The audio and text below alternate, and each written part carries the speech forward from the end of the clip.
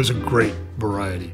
And I've experienced wines from wineries like Petrus and Massetto and Cheval Blanc and Lafleur, these wines that are iconic in the wine world. And they're all either 100% Merlot based or share Merlot with another variety. In the case of Cheval Blanc, Cab Franc.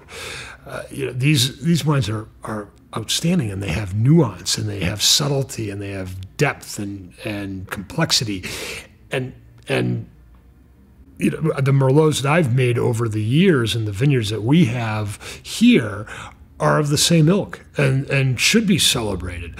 Why we don't celebrate that in Napa Valley, or I should say, why we don't celebrate variety of Merlots from the Napa Valley is beyond me. Why should Italy and France own it and not us? And a lot of it has to do with the industry was looking for the next white zin at one point, and they thought Merlot was going to be it, and they planted it everywhere.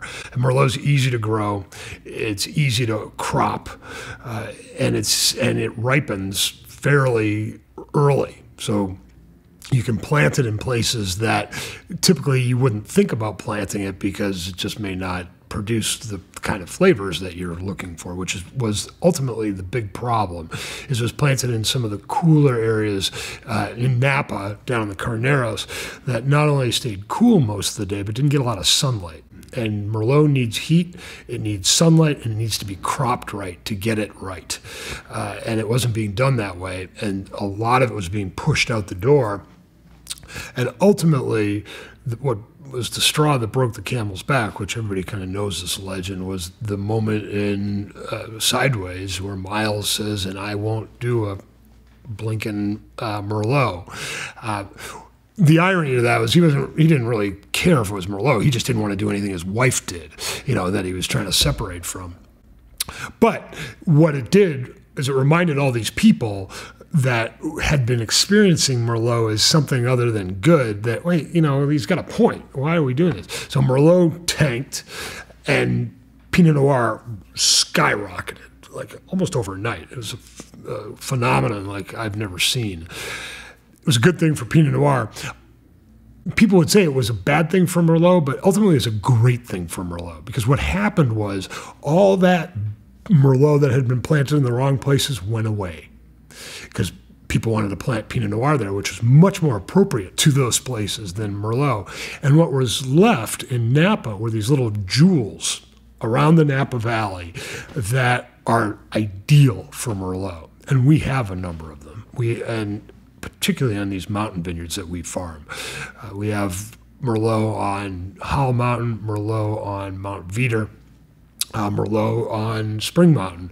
That is just unbelievable how good it is.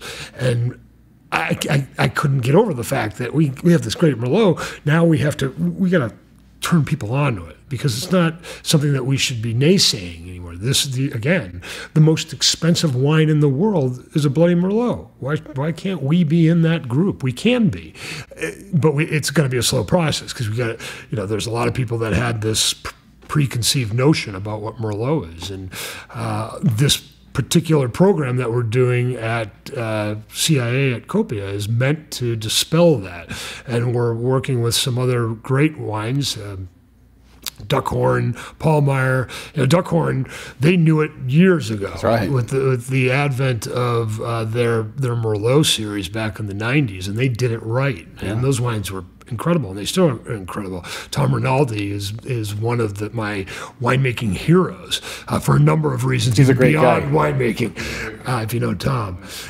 So, I think we have something to say here in Napa by way of Merlot, and this event that we're doing is part of the shout it out loud moment. The great thing about wine is the educational experience, because you get to try all this stuff. Regular education isn't that entertaining, but wine education is. Yeah, that's right. That's a good point. How would you suggest somebody would find a Merlot? What inkling would they have, just the average person? Well, the way I found a lot of wines to start off. I grew up in Chicago. When I was living in the city of Chicago, there was a place called Sam's, and Sam's went away at one point. It became too big, but when I was there, it was a dusty old wine store. Yeah. But the guys that were in that place were great, and they were the first level of education I had on wine. And I'd go in there and I'd say, listen, I want a wine that's going to go with lamb, that's going to impress the gal that I'm with tonight, and it's going to cost me $20 to $40. And they'd go, you want this, and here's why. Yeah.